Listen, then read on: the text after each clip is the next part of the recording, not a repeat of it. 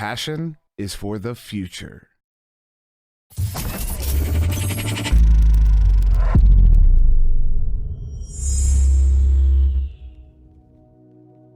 Hello everyone, I am Kung, this is Dash.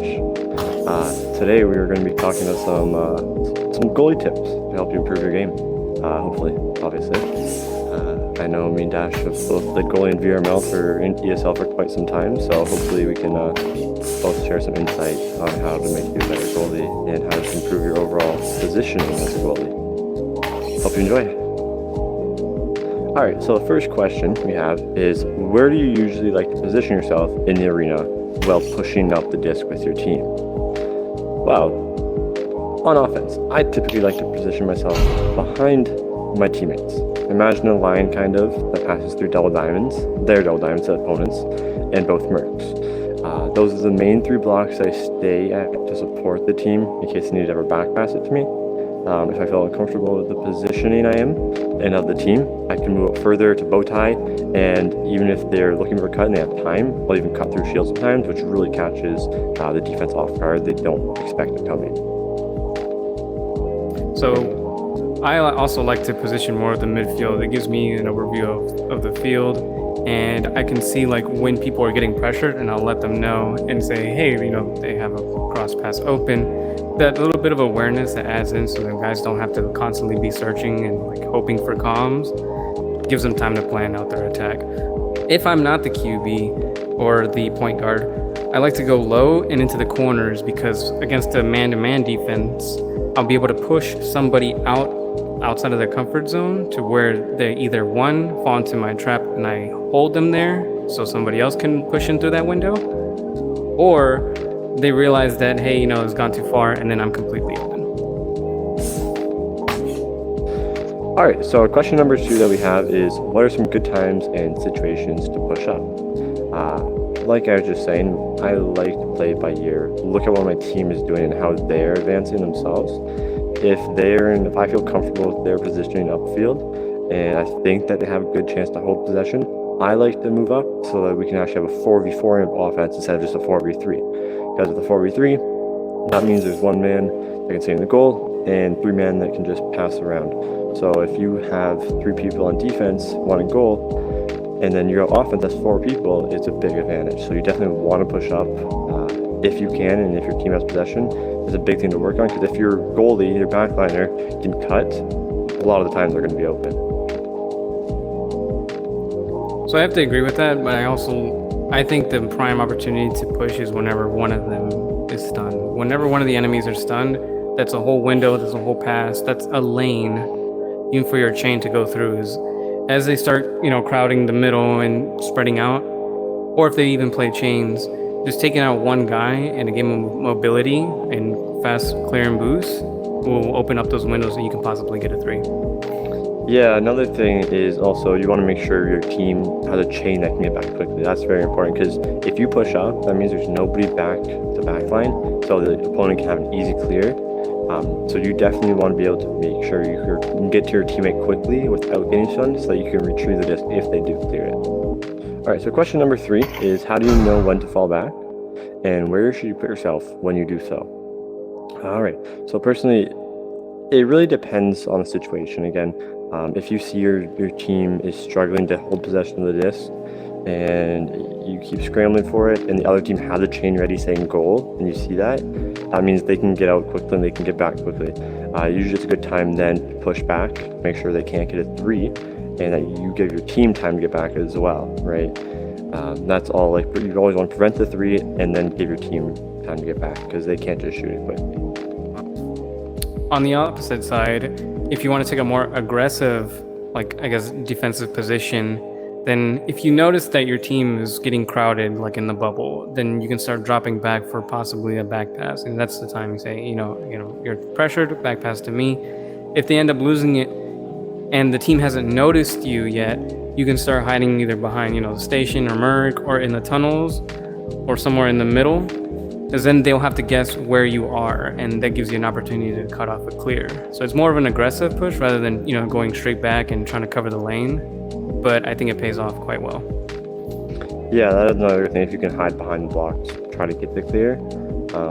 It's riskier, but it's more rewarding for sure. All right, so question. You ready? All right, so question number 4 is more now in goal tips we're going to do. So, what are some tells that a striker gives you to save it? First of all, knowing a striker is knowing what to do, where to save is very difficult. You can try to see little hints from their head positioning, their arm position, and obviously the angle of their arm as well. But the biggest thing of all is just knowing the striker themselves. And after playing against a player for a long time, you start to learn their patterns and where they typically shoot most often. All that is a big help.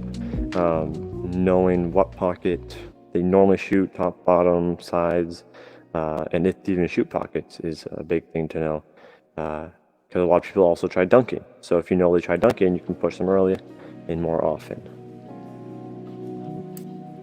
I have to say almost exactly the same. Like, you just got to know the players at some point, but there's some pretty obvious things that they can be doing. You know, if more often than not, whenever I see people like waving the disc around or like starting to like move their head position, I'm thinking, you know, it's a juke and a dunk. So I'm getting ready to push out. If I'm seeing like they're kind of having their hand up and they're like eyeing a spot, I'm like, okay, it might be a pocket. I can probably sit back and try to wait and kill as much time as I can for my teammates to get back. I think if you want to bait out, then that could probably be a good alternative. So if you position yourself, like say like on the right side of the goal, then a good striker will say, hey, you know, the left side of the goal is completely open. I should shoot there. And that's kind of like your plan on along. And if you're like a block goalie, then, you know, that's an easy, quick little push to the left and you've got that pocket covered too. But he won't shoot here because more often than not, you probably have your hands right here. He's thinking that's a dead pocket. Yeah, another thing to add to that as well is just sometimes if they're in an awkward position, you want to cut that angle off to make them throw it earlier. Right, so say someone, if Dash, you want to go to the post over there. So if I see someone get past there and they're not looking at me right away, I'll probably push to this block while they're there still. Just still go back there actually. And then you'll see he'll see me here. So if he pushes off that block, he won't have as much distance to go if I were here. So he'd have to shoot it by the time I'm here. That gives me a pushback, and then I can have more distance to save it, which gives me, in fact, more time to save it. Where if I just stayed here, you can get closer, you get almost to that block, and then I have even less time to save it. So yeah, again, if you see them go there, or even shield, you can go there. Usually I don't do no shield though, just because you have such a wide angle and they can still juke there. But if I go here, they push off, you push back, and then they usually shoot it right away. You can get a pretty good save on that. Yeah, good time to push the strikers when they're not looking at you. Let's restart that. Okay. All right, so question number 5 is, what's a good time to push a striker? When can you push a striker? Right, so I believe the prime opportunity to like push a striker is when they're not looking. They're either eyeing a cross pass or they're looking back for maybe a chain is on the way. They heard a chain call. So they look back and just position myself over here as if I was going to be striking. And I'm looking at my cross pass over here. And it's a pretty uncovered pass. And I know it's the right move, but that's the moment I take my eyes off of the goalie. That's when I should be getting pressured. So that's whenever I would jump out. Also, seeing that like hard eye to the cross pass is also a good opportunity for the goalie to say, well, forget about this guy, I'm gonna go straight for the cross pass. And as he makes that motion, that's whenever the goalie would jump out and get that cross pass. Yeah. Another thing is as well, is more for deeper plays, for quick plays of transition. If you got sent back, your teammates are still fighting there, but you see somebody, you know, right tunnel, for example, and you see a chain coming from like the other tunnel, and their one's going high. Obviously, you want to still stay near the shielded nest because you have the shot if they need to. But also, if you see someone coming high and they're coming towards the goal, you can jump that. Even if you don't steal it from them, you can punch them because likely they're still looking at the disc. And as soon as they turn, you're either stunning them, so they either just you stun them with the disc, or they try to shoot it really quickly. But most of the time, since it is a panic shot with not much time to wind up, it doesn't go too well. Okay. All right. So question number 6 is, how should I calm when someone is around the goal and positioning around the goal? How do I tell my teammates where they are? Okay, so a general rule I have is I tell my teammates, don't cover anybody that's past the 0 angle. So the 0 angle is all this and beyond.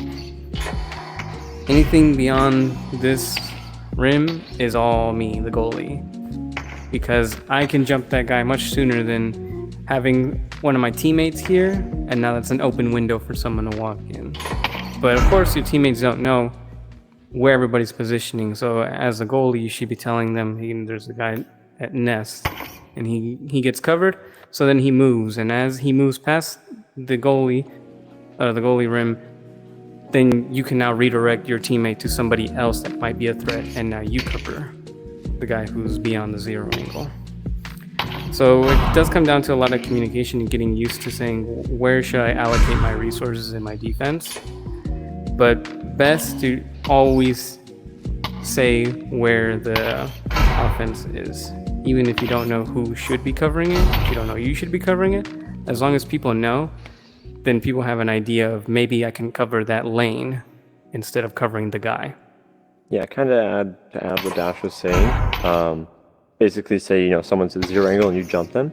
A good thing to know is, you tell your teammates that you're jumping them, because a lot of the time I'll say, I see something and I see a pass, but they can't see. I jump it early, and I tell my teammates I jumped them out of goal. And so usually what happens then, one of my teammates will fall back to goal. So if that person gets one juke off to the side and tries shooting it, my teammate's usually back in time, which usually works pretty well because they think their goal's open since the goalie pushes them, but in reality it's not, which is a really good thing to talk with your team about. Make sure hey, I say I'm out of goal, so they fall back. All right, question number 7 is, what do I do after I save it? This one varies from a lot of people, and different people do different things, and it also depends on the situation too, right? So for example, I get a quick save from a 2-pointer, and I'm reaching down low, and I know there's people all around me. I'll just get out of it. Usually just my hand going up motion, since it already went down, back up is usually the easiest motion, just to get it out of the bubble for a second and have a chance for my teammates to get it. A lot of times you don't have time for a full throw, just because there's so many people around you, you'll get stunned, you'll get it stolen from. So if it's a situation where you're gonna get pushed again, just throw it anywhere, in the corners, the top corners, low corners, anywhere that gives a chance for your team to get it. If you have time, obviously you want to hold it as long as you can. Try to look for a pass on your side, and if you can't find a pass on your side to your teammate, then that's when you clear. Clearing is usually the last resort. If you have time, you don't want to just clear. Even if you have a chain, you want to pass to that chain, then they can clear it, because they actually will have better options if they clear it. That's what we usually do, because passing on your side is a lot more important than just clearing it and trying to chain before the other team does. Yeah, epic gamer. Okay. All right, that's it for today, guys. Thanks for tuning in. This has been DasHxL and Kung. Yeah. We'll see you next time. Thanks for watching, Hope you guys. enjoyed it.